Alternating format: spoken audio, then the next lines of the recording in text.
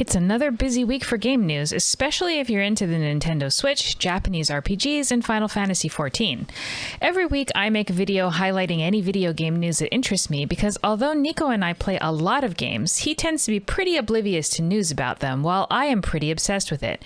So here's everything I think Nico should know about in game news the week of July 3rd, 2022. First up, notable releases. Cuphead, The Delicious Last Course, released on Xbox Series X and S, PlayStation 4, Xbox One, Switch, and PC. Monster Hunter Rise, Sunbreak, released on the Switch and the PC. And the Outriders World Slayer expansion released on Xbox Series X and S, PlayStation 5, Xbox One, PlayStation 4, and PC. All on Thursday, June 30th.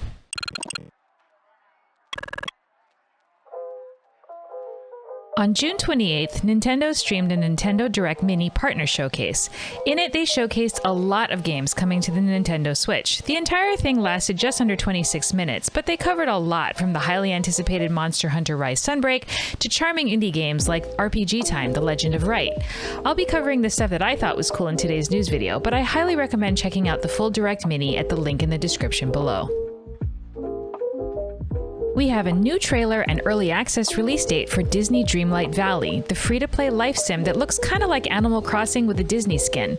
I absolutely love Animal Crossing and Disney, so this is a match made in heaven.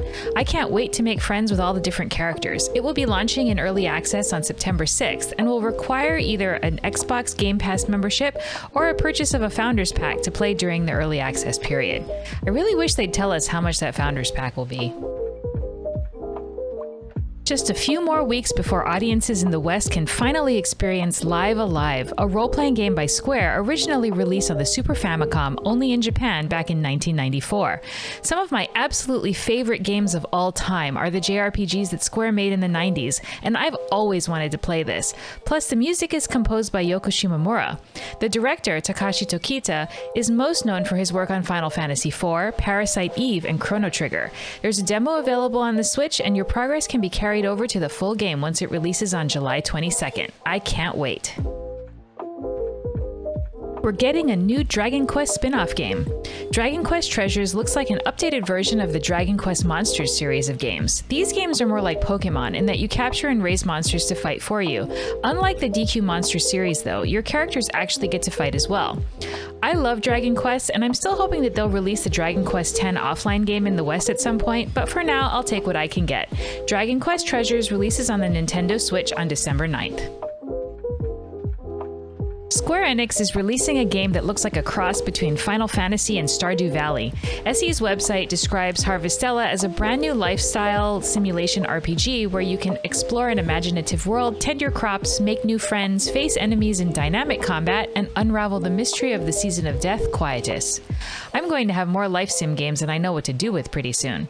It will be releasing on Nintendo Switch and on PC via Steam on November 11th, 2022.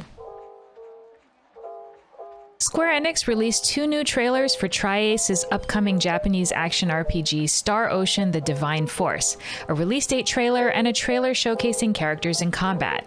I first got into Star Ocean when the second story released on the PlayStation 1 in 1999. I've been hooked ever since. From the iconic music by Motoi Sakuraba to the fun battle systems and character interactions, there's so much that I enjoy whenever I play a Star Ocean game. Divine Force is the 6th mainline entry in the series and will be releasing on Xbox Series X and S, PlayStation 5, Xbox One, PlayStation 4, and PC via Steam on October 27th, 2022.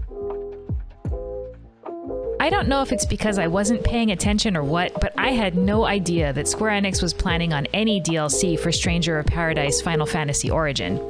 Trials of the Dragon King is releasing as part of a season pass on July 20th, and looking at the trailer, it appears it will be fighting the Warrior of Light among other foes as part of the Trials of Bahamut. There will also be new jobs, weapons, and accessories, and a new category of equipment. I really enjoyed playing the base game, so I'm looking forward to more chaos.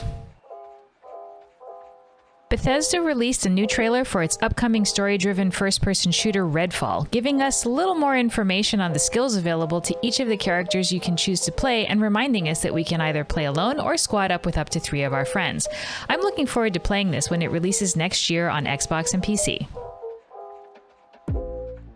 And finally, Square Enix streamed Final Fantasy XIV Letter from the Producer Live Part 71. In it, director and producer Naoki Yoshida gave us a ton of information on the next major patch, 6.2. I'm beginning to wonder, does that guy ever sleep? Patch 6.2 is titled Buried Memory, and it will be releasing in late August. In addition to the typical addition of the new main story quests, we'll also be getting new side story quests, new Hildebrand adventures, the start of the Relic Weapon grind, new tribal quests for Disciples of the Land, a new dungeon, new trials, and the next set of 8-man Pandemonium raids. In patch 6.25, we'll also be getting some brand new content, variant dungeons, Criterion dungeons, and the Island Sanctuary. Personally, I'm most excited about the legendary Manderville weapons, Island Sanctuary, and Criterion dungeons.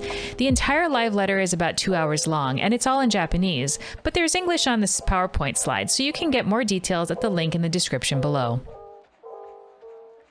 Wow, I should have just called this a Square Enix news video. 6 out of my 9 bullet points were from them. They've sure been busy.